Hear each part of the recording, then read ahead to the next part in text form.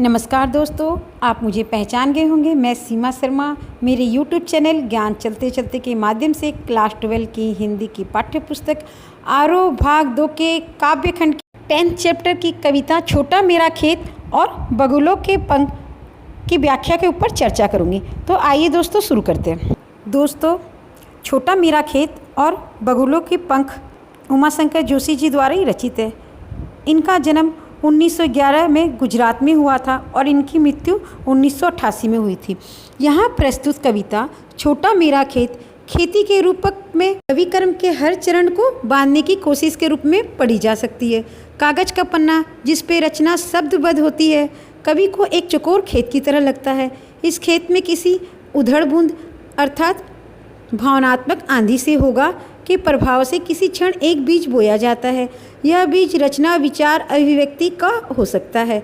यह मूल रूप कल्पना का सहारा लेकर विकसित होता है और इस प्रक्रिया में स्वयं विगलित होता है।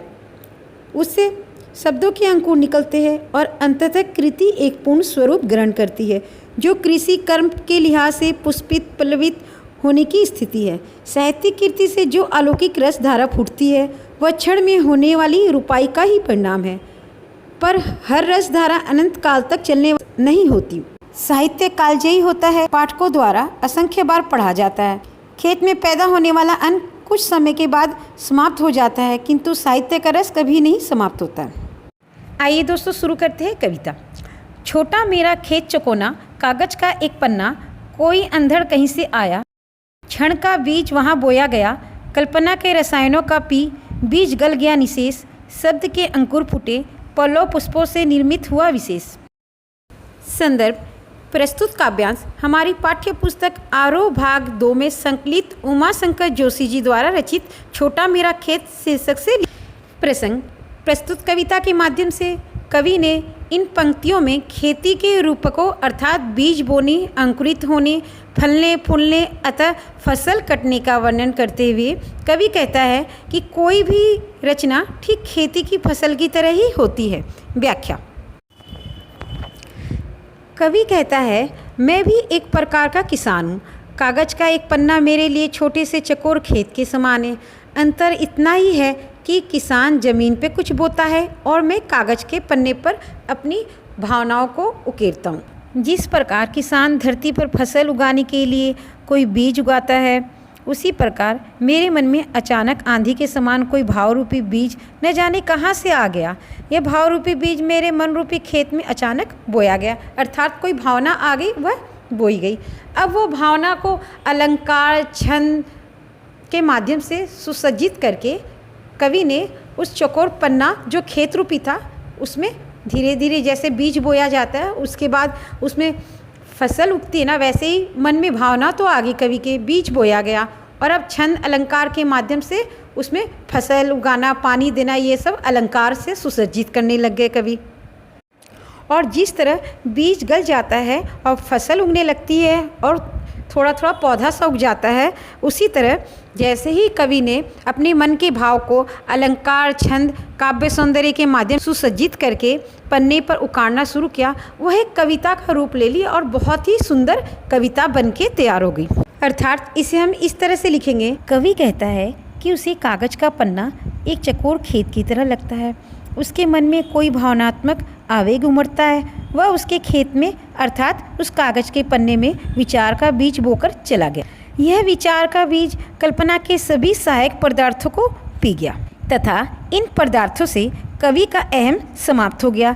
जब कवि का अहम समाप्त हो गया तो उसे सर्वजन हिताय रचना का उदय हुआ, अर्थात ऐसी रचना का उदय हुआ जिससे दूसरों का हित हो, दूसरों का भला हो। जिस तरह किसान खेती करता है, अनाज उगाता है, पर खुद के लिए नहीं, तथा शब्दों के कर फूटने लगे, फिर उस रचना ने संपूर्ण रूप ले लिया। इसी तरह खेती में भी बीज विकसित होकर पौधे का रूप धारण कर लेता है तथा पत्तों व फूलों से लदकर झुक जाता है। ठीक उसी तरह कविता भी अलंकार, छंदों के माध्यम से सुसज्जित हो गई।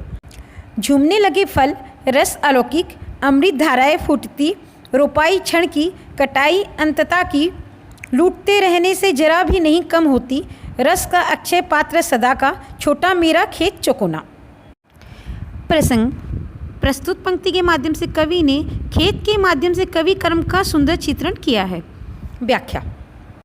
दोस्तों, यहाँ कवि कहते हैं कि जिस तरह खेत में एक बार बीज बो दिया जाता है, उसके बाद फसल लहराती है, फल फूल लहराते हैं और उस फल का स्वाद बहुत ही अमृत समान लगता है, उसी तरह जब एक बार कवि अलंकार छंद के माध्यम से एक सुंदर सी कविता की कोई कल्पना अपनी जो है उसको कलम के माध्यम से उकेर देता है, रचना कर देता है, फिर वो रचना कालजयी हो जाती है। उस रचना को जब जब जो भी जहाँ भी पढ़ेगा वो उतनी ही अच्छी लगेगी।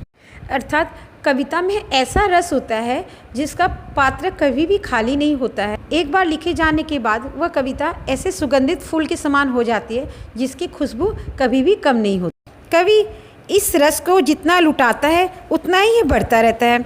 कविता के रस पात्र की कोई कीमत नहीं होती, परंतु उस छोटे से खेत का ही रस कभी भी समाप्त नहीं होगा। दोस्तों, अब बगुले के पंख के ऊपर चर्चा करते हैं। बगुलों के पंख कविता एक सुंदर दृश्य की कविता है। सौंदर्य का अपेक्षित प्रभाव उत्पन्न करने के लिए कवियों ने कई युक्तियाँ अपनाई है, जिसमें से सबसे प्रचलित युक्ति है सौंदर्य के ब्यूरो के चित्रात्मक वर्णन के साथ अपने मन पर पड़ने वाले उसके प्रभाव का वर्णन। जोशी जी की इस कविता में ऐसा है कि कवि काले बादल से भरे आकाश में पंक्ति बनाकर उड़ते सफ़ेद बगुलों को देखता है।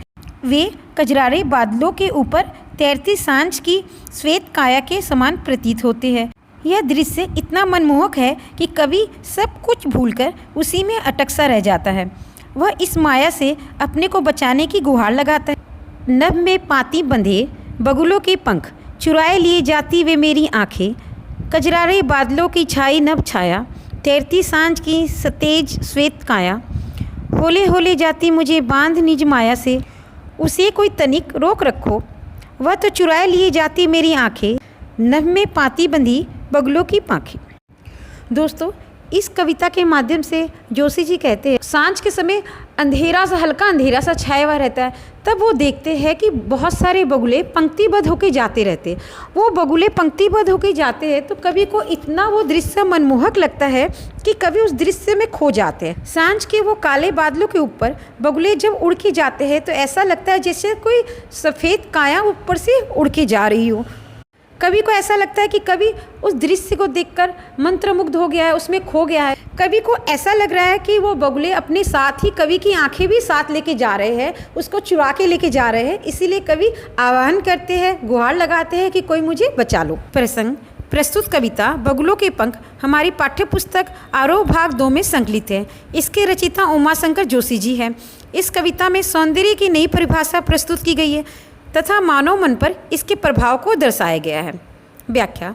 कवि आकाश में छाए काले काले बादलों में पंक्ति बना उड़ते बगुलों के सुंदर सुंदर पंखों को देखते हैं। वो कहते हैं कि आकाश में पंक्तिबद्ध बगुलों को उड़ते हुए एकटक देखता रहता हूँ।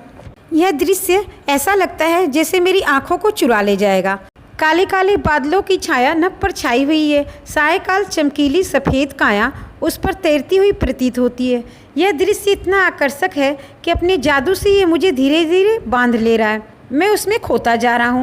कवि गुहार लगाता है कि इस आकर्षक दृश्य के प्रभाव को कोई रोके, परंतु यह दृश्य तो कवि की आंखों को कैद करके ले जाता है। आकाश में उड़ते पंछी बगुलों के पंखों में कवि की आंखें अटक कर रह जाती है। दोस्तों, आपको किसी भी प्रश्न उत्तर व्याख्या समझने में कोई भी परेशानी हो तो आप मेरे को कमेंट करके पूछ सकते हैं। मैं आपके प्रश्नों का जवाब जरूर दूंगी। Thank you.